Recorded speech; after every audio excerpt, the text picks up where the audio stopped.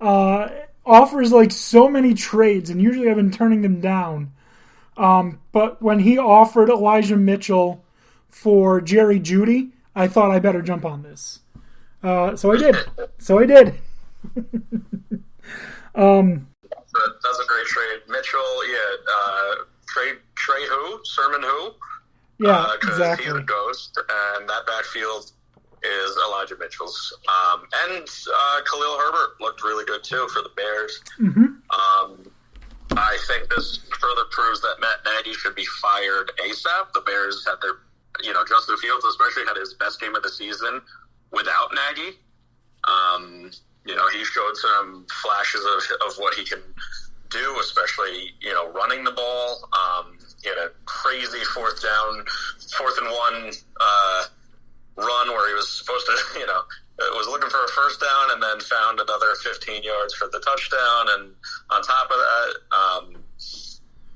that was an interesting game. Jimmy G looked good, which he's been, kind of struggling this season, but. I mean, it's easy to look good when you've got Deebo Samuel to throw to. Oh, yeah. Now, and Ayuk finally had a good game again. He's been terrible all year as well. Yeah. Lost the trust of the coaching staff for some reason. Yep.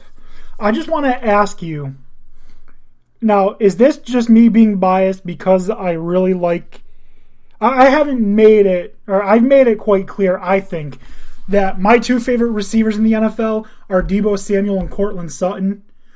Now, I've said this to some people, and they think I'm nuts. Deebo Samuel is a top 5 receiver in the NFL when he gets the ball thrown to him. When he has a quarterback that can throw it, he's a top 5 receiver. Yep. I think he's kind of showing that this year. Who's really been better than him? Everyone's had, well, not everyone, but guys have had really good games. Maybe someone's had a better game than him, but he's been so consistent, and he just gets open. Like he's you can find him any time of the day, because unless he's triple covered, he's open. Yeah. I mean, if I had to list, just off the top of my head, and I'm probably going to get yelled at for this by someone, the 5 most productive receivers that I can think of off the top of my head, CeeDee Lamb is on there. Jamar Chase is on there. A.J. Brown is on there. Deebo Samuel is on there. And then 5th, Cooper Kupp, yeah. Yeah, that's probably my 5 favorites.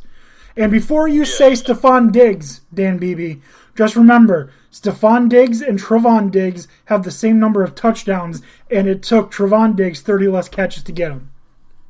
Ooh, that's fire. Stephon Diggs has been he's been a little slow to start this year. I think he's still going to finish, very strongly. But yeah, hard to argue with those guys. Devontae Adams is up there, but he's obviously missed a week with COVID now, and DeAndre Hopkins is obviously in that grouping. Tyreek Hill, Stephon Diggs. Those are your usual suspects for top 5 receivers.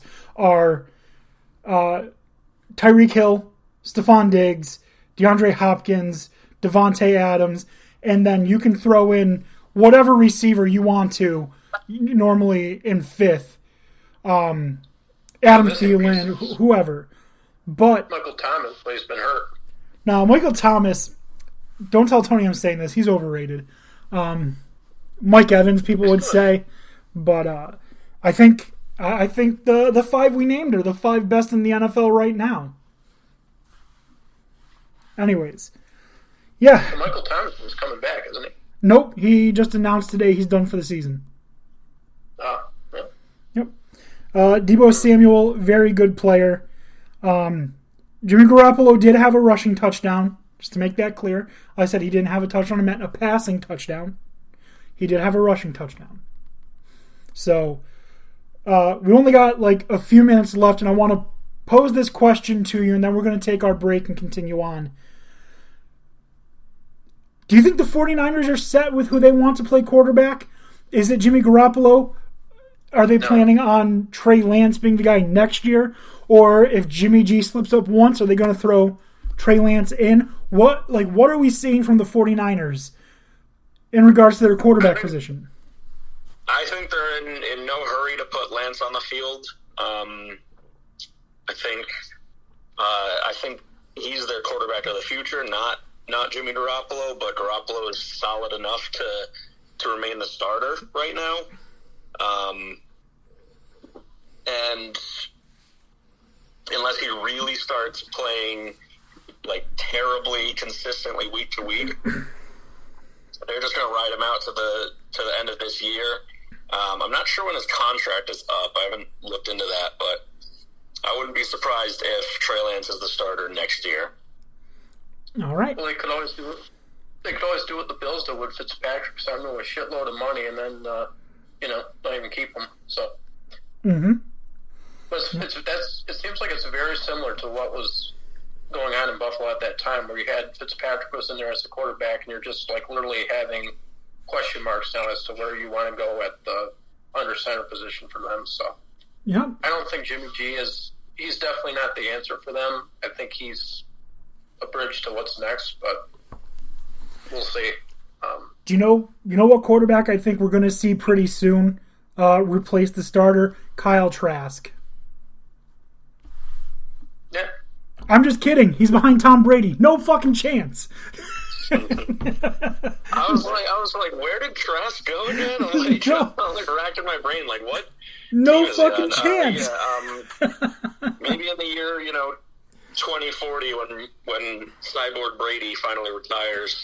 Tom Brady did say that he's excited they drafted Trask because that's someone he can model after himself.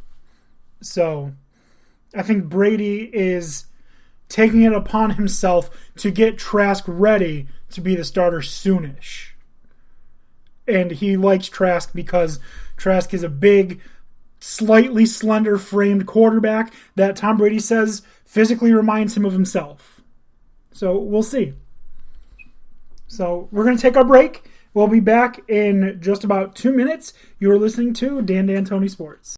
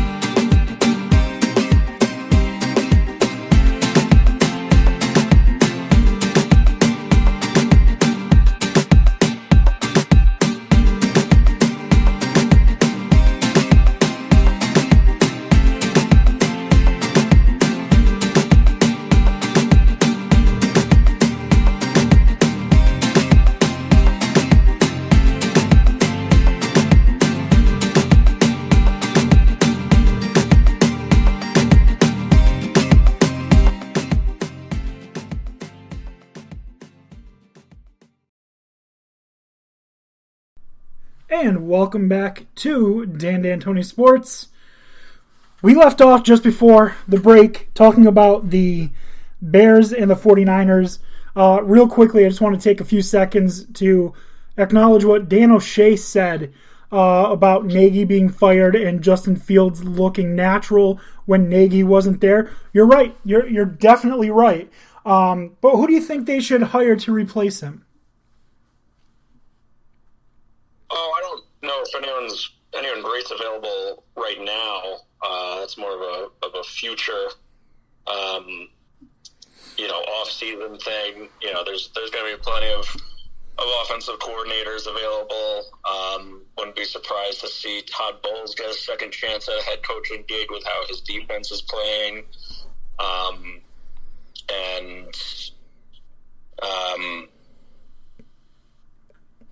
I have 3 names. 2 are serious, 1's a joke. Okay. Byron Leftwich. He's so good. I want him to be the Cowboys coach. Not going to happen. That's a serious one. Kellen Moore from the Cowboys. He's definitely going to get a head coaching position next year if he wants one. His offense with the Cowboys has been fun, creative, and you can tell when he calls plays as opposed to when Mike McCarthy wants control. It's night and day. You're talking about motion. You're talking about option. You're talking about the offense just looking fluid.